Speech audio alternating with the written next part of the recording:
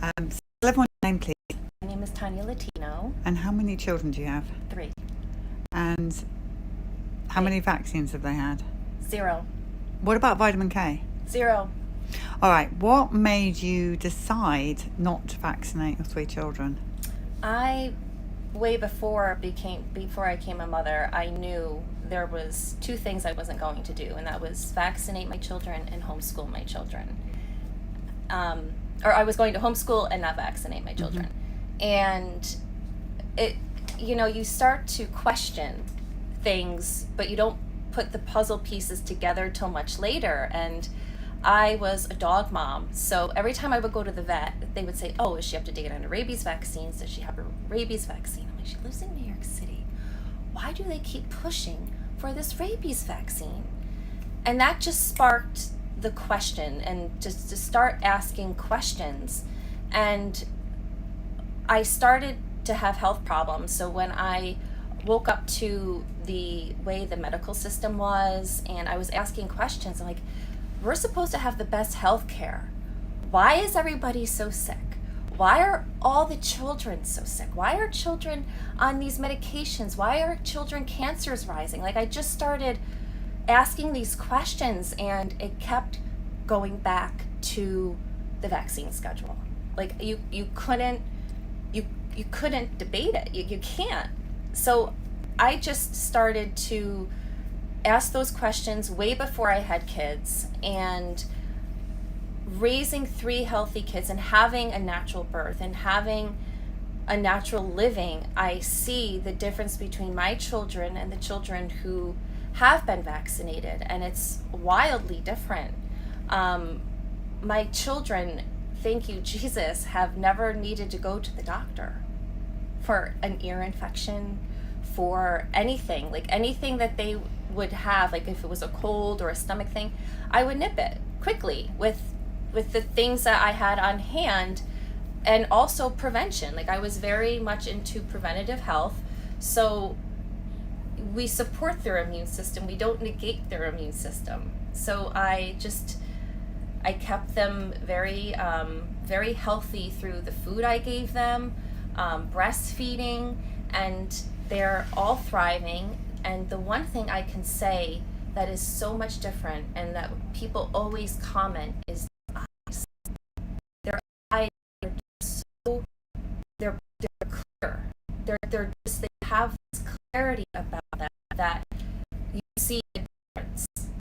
Like, you tell a lot about someone's health in their eyes, and when you study I think it's iridology, you know, like, the foods that we eat, when it's heavily we have, our bodies are just being pumped with chemicals, it affects the eyes. So my kids' eyes are pure and clear.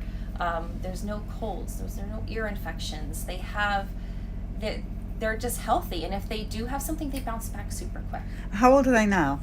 I have a almost 6-year-old. I have a 2-year-old and a 1-year-old. And are you afraid of measles and chickenpox and things like that? I was never afraid of that. I was never afraid of, because I did my research prior. I knew that our bodies, once they're, are exposed to the immunity. Haven't had measles, they haven't had chickenpox.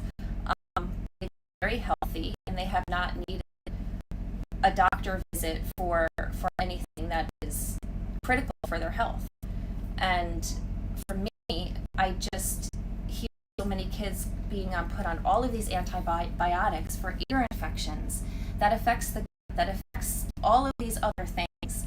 And then everything goes back to, I think, what we do in the womb, and we're pumping pregnant with these vaccines. You don't have a marker of what is healthy when the child is born. You don't have a marker of what is health for this child, because it's already been pumped with so many vaccines, even in pregnancy. So after birth, when a child is pumped with more vaccines, it's destroying their immune system, it's destroying their health, and you're really creating an atmosphere where it's going to be much more difficult to create health for your child later on, because you're not supporting their immune system with the right way.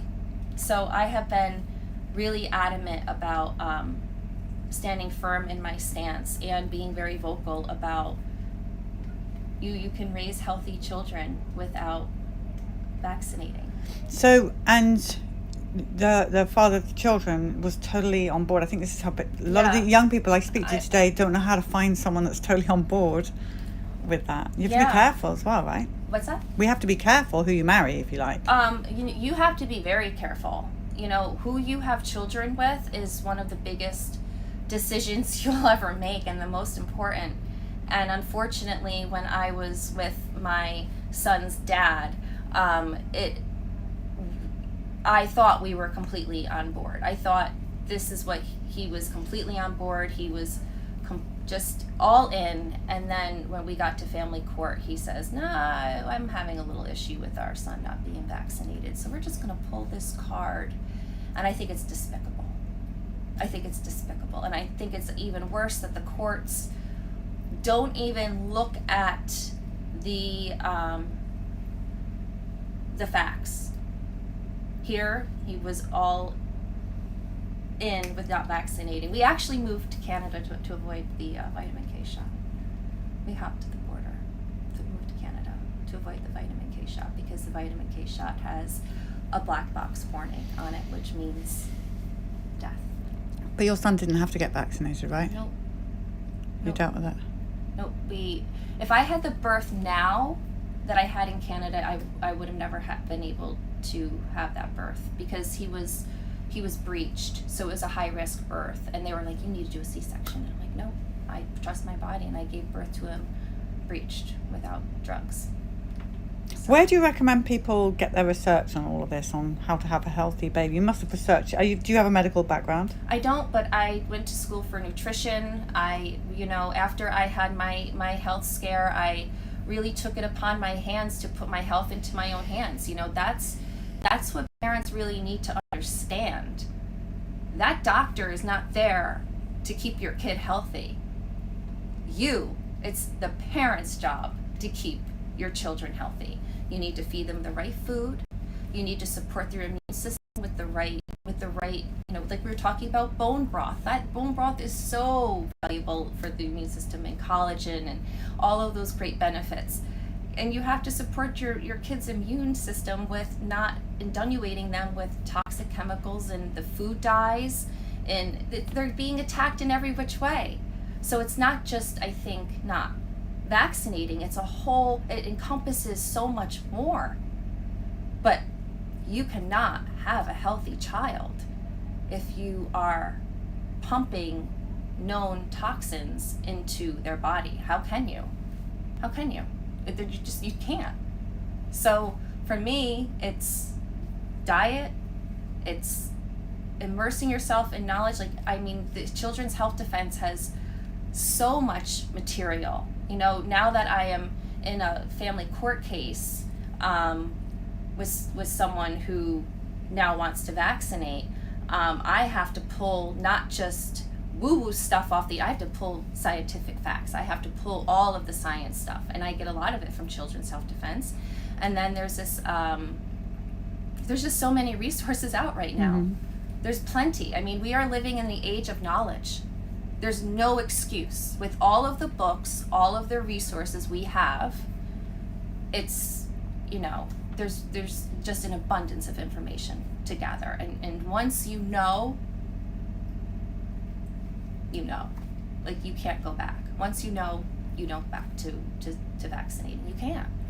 So, and now what I've noticed is in New York State, years ago we were lobbying down at the Capitol, and now all of these parents are reaching out to me saying, how can I get this exemption? I'm like, you can't.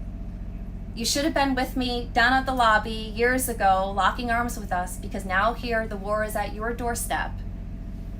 And now what are you going to do about it? So I think I personally believe vaccines are weapons of mass destruction. And I felt this way for a very long time. And I believe that it's absolutely heartbreaking what is written on that bus. And I'm just grateful that I stood firm, strongly, losing friends, losing family, people calling me crazy. My kids, thank you, Jesus, are not on that bus right now because I stood against the grain of what people were saying I should do. I did. And even in the whole COVID era, which we may be going into again, I think parents really need to armor up and really start protecting their children, because the moment you allow them to do what they did years ago, it's not going to stop. And it's not your doctor, it's no one in office, it's nobody except the parents who can protect their children. And the only way to do that is armor yourself up with knowledge. Go and link arms with people who have vaccinated children. There are so many people. Listen to their stories, listen to what they're saying, because voices can't be washed.